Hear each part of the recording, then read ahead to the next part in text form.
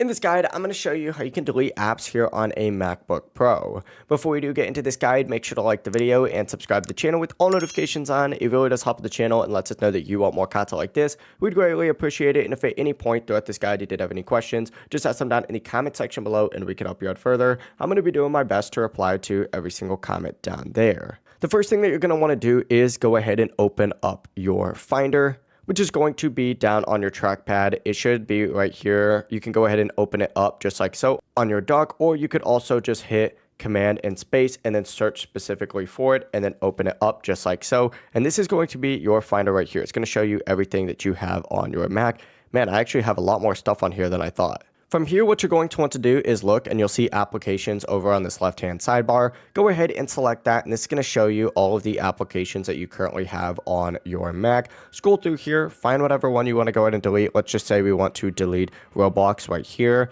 Essentially, go ahead and find it. And then what you're going to want to do is just select that app, hold down Command, and then go ahead and press backspace or delete, and you'll get a prompt asking if Finder can move the app to the bin, or you might not. In my case, if I do this, it'll go ahead and just auto delete it for the most part, unless I hold down Command Shift and then delete. From here, it'll go directly into your trash can, where you could just go to the trash can itself, right click it and hit empty trash, and it'll delete everything. After that, the app will be removed from your system. It really is as simple as that.